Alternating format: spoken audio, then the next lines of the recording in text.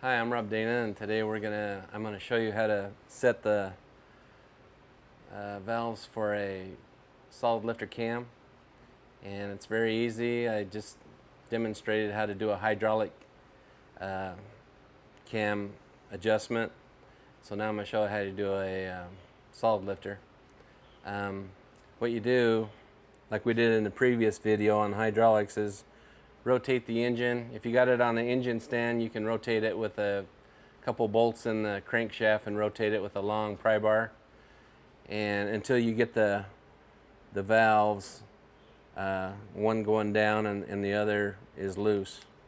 Once you've got the number, you start on number one and work your way down. So I've got this set right now to adjust with a feeler gauge, and it's very important that you look on your cam card to see what the spec is, and it'll tell you like 30 thousandths on the intake and 30 thousandths on the exhaust valve. So you got to make sure. Sometimes they're split. You might have 25, 28. So 25 on intake, 28 on the exhaust. For just, to illustrate how I'm going to do this one, I'm just going to do 30-30, which is actually the 30-30 Duntov cam specs on a small block Chevy 302. So now that I've got you got to have a set of feeler gauges and make sure it says 30 thousandths right here. Okay, now we're going to take our feeler gauge, we're going to stick it between the rocker arm and the valve and slide it in and out, and we're going to tighten the stud nut down until it gets nice and snug, and you always constantly move your feeler gauge in and out.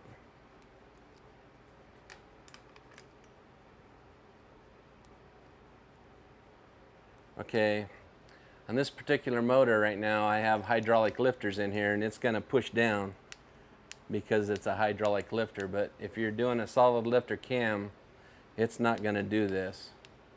So just make sure when you're doing the solid lifter cam, you got the solid lifters in there with the solid lifter cam. Right now I'm just showing you how to do it. You stick your feeler gauge in there so it feels nice and snug going in. And now this valve is set. Now we're going to rotate the crank, or if you got the vehicle or the engine in the vehicle, you can have somebody inside bump the starter until this valve goes down. Right now this valve's almost all the way down. So now we're going to bump it, either bump the starter or I'm going to rotate the crankshaft.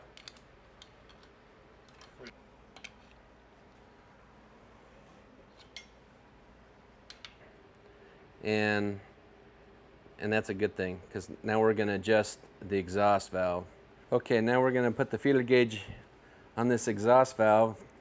I'm going to have to back it off because it's too tight, because I had just had it set for the hydraulic lifter. So see how I can put the feeler gauge in nice and easy now.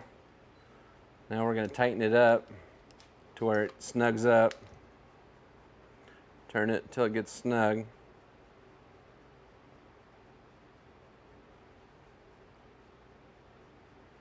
And it's going to feel fairly snug. You don't want it loosey-goosey. Okay. Feels pretty snug going in. And that's how you set it. Now that we've set this number one cylinder, you're going to just go right on down the line. Do one cylinder at a time, two valves, these two valves, those two valves, these two, and these two. And you're going to rotate the engine each time, get one down, and adjust the one that's up, that's loose. That's the one you adjust. So just remember to rotate the engine till the other one goes down. You adjust the one that's up. And that's how you set it. And you'll be perfect. That thing will purr like a kitten when you're got them all set to spec like that. Sometimes you got poly locks. This particular motor doesn't have a poly lock on it. I recommend putting poly locks on if you're doing a solid lifter cam. That way you don't lose your adjustment. and the nut, you know, loosen up on you, and it kind of locks it in place with an Allen screw down the middle of the nut. So that's a highly recommended with a solid lifter cam. But you don't have to run them. I mean, you can still run the regular stock nut, but I recommend putting a poly lock on there. Now this is a poly lock. This is what I recommend putting on your rocker arm stud when you do the adjustment. This particular poly lock is for a big block. So the studs on a big block are bigger than a small block. So I can't, you know, show you how to do it here, but you just thread it down the same way, and you got an Allen set screw.